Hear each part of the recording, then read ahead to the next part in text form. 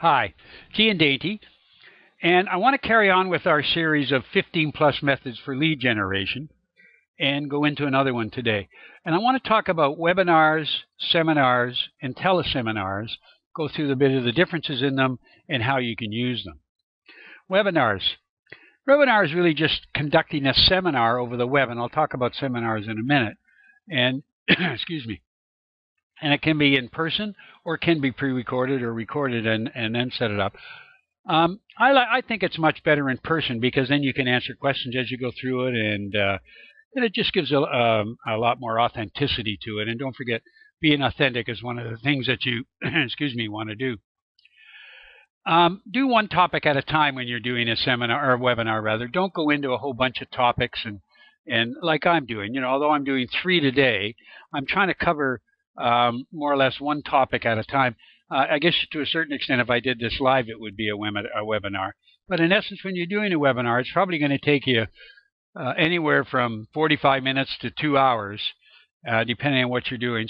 But try and cover just one major topic at a time. Webinars a lot of times are used to sell. You talk about a lot of things to start with, what the product is, how you do certain things, might give a small example of how to do something, and then a lot of times it's used to sell. But the real key is to sell you on what you're doing and to give information.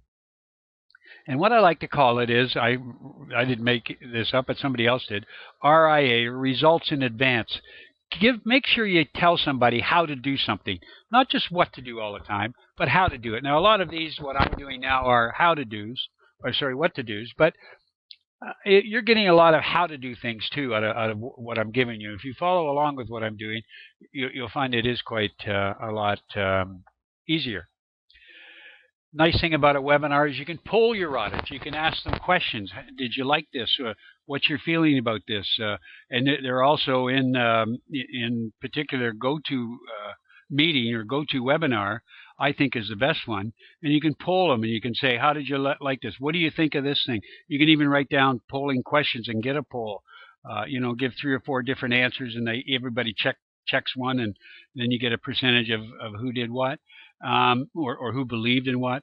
So I like GoToMeeting or GoToWebinar. It's expensive. It's about $100 a month, but and you can get a month free to get to use it. The nice thing I like about GoToWebinar and GoToMeeting is when you set up your meeting, your webinar, it sends an invite to everybody and it puts it automatically in their calendar, or there's a way to put it.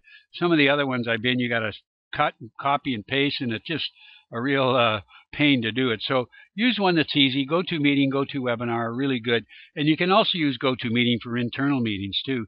If you have other people you want to do, and I've used them in the past with a client for giving demos. So they're great. It's a great vehicle for giving a demo, GoToMeeting or GoToWebinar.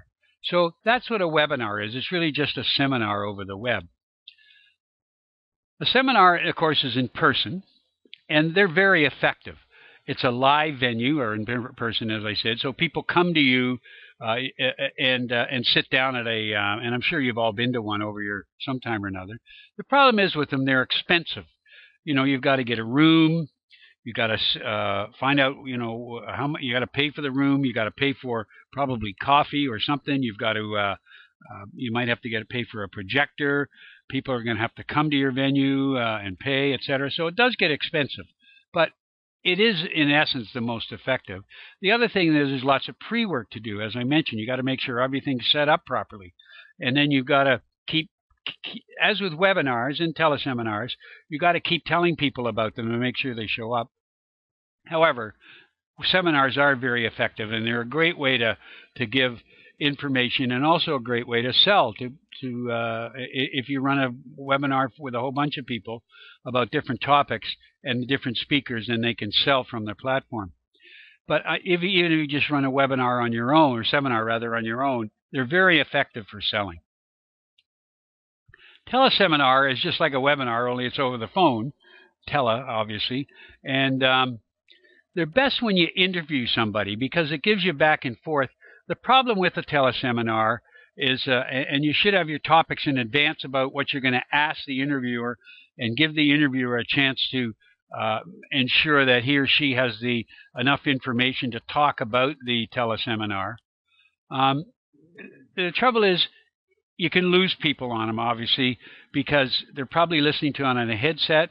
And if you go on too long, their minds will drift. They'll do other things on the computer or other things, whatever. So they should last, I don't believe, any longer than about a half hour. And if you've got a good banter going between two people, then I think they're a lot better. You can also do polls over them too, but they're very effective because people can take them, they can stick them in their car, in an MP3 format, and they can listen to them anywhere. You can listen to them when they're going for a walk, which I often do. So they're very effective that way. And you can get people involved in it, as I mentioned, by taking polls, asking questions. People can cut in or cut out. You can have people ask questions live, their voices. So they're very effective. And they're easy to set up. And a lot of them you can do for free. There's a couple you can do for free. It's been a while since I've done a teleseminar, but there are a couple that are out there that you set up for free. You have 100 people or a couple hundred people on them, and they can be very, very effective. So all three of these can be effective: webinars, seminars, and teleseminars. If you get a chance, you should use them in your business. So next time, again, we're going to do 2 of these per week. Put it in your RS feed, as I mentioned. Click the RS feed on the right-hand side in the right column here, and then you'll get it'll notify you when they're coming up. The next time I'm going to talk about blogging, which is a very, very effective social media tool, and a tool that everybody should be using in B2B because it does keep your audience involved. And please leave your comments below and like this so your friends and colleagues can see it. And until next time, have a great day.